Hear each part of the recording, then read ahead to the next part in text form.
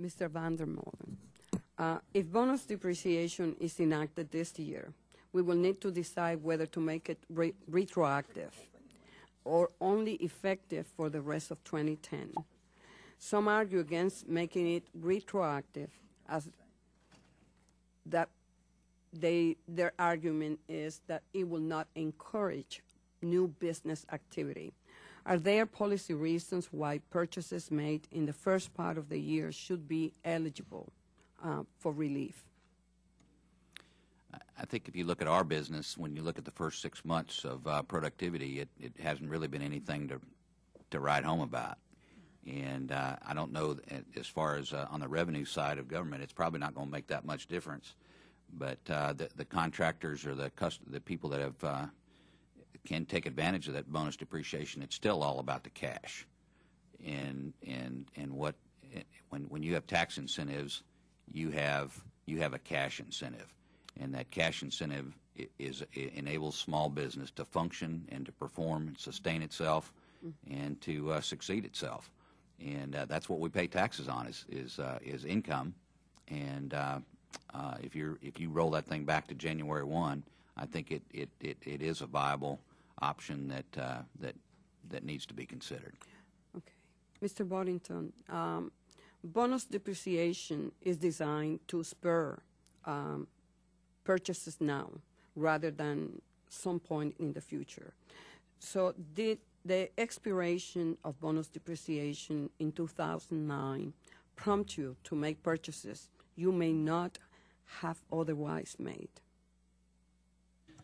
Well, going back to one of the points I brought up is that I think that's exactly the problem, in that in the situation that we were dealing with in 2009 was trying to understand what the situation was, what our business climate was going to become, and how severe this recession would be. Every time a recession starts, people talk about there's a turnaround coming next quarter, maybe next half, and as you can imagine, nobody predicted we were going to be here in the beginning of 2009. We spent most of 2009 getting costs aligned with the realities of where our business was and understanding once again how our business was going to have to adapt to this new environment that we were in.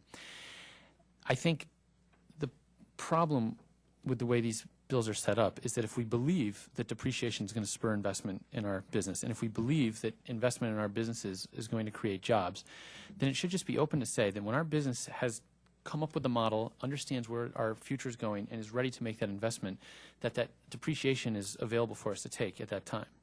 It's hard for us to plan all of this and get all of these stars in alignment in advance of what the rules are for when we can and when we cannot use it.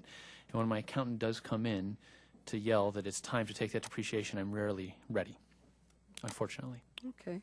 So if Congress enacts bonus depreciation this year, with the understanding that this may be the last time this deduction is offered, will that create an incentive for you to make an additional purchases before the end of 2010? Well, as I brought up earlier, we are at a point where we're ready to make some investments. We see some opportunities to grow we're actually pretty excited about. So this will be a big boost and a big help for us. Because what's interesting, if you think about depreciation, when I buy a big fixed asset, it's not a linear depreciation for me. I have huge upfront costs. I have to build the market. I have to build the sales force around it. And that initial year and a half, I'm usually taking a loss on what I'm paying into that, whereas later on down the road, I'm hopefully getting a return on my investment. So yes, I will use that in 2009. But at the same time, I think it would be unwise for businesses to be making rash decisions on spending and put companies in jeopardy. Banks are very different entities to be dealing with now than they were in 2007. So if I get someone who's encouraging me to take on debt that I don't personally believe that our company is ready to handle, because that debt might require me to make decisions that have nothing to do with that equipment to make sure that our company can make up those payments and cover the covenants that the bank requires. Again, I think I don't want to be making a rash decision based on time frames. Okay. Mr. Fersler, your industry is tied to the housing industry. Correct. Where unemployment is roughly double the national average. Why is bonus depreciation so important to the housing sector, and do you believe that it can assist you? Well, it does assist us as a lumber supplier. We have the need to replace a certain amount of equipment each year because equipment ages, it gets old, it runs out of its useful life. In the fact, with computers, we've already made the determination that we're going to buy 25 of those this year. And that's what we need to replace to keep our entire company up and running at the proper stage. With bonus depreciation, they become more affordable. If that were retroactive, we could literally afford 30 instead of 25. And the reality is we should be replacing 50, but because of the economic downturn, we're withholding spending more than what we need to and try to stay within the guidelines of our banks.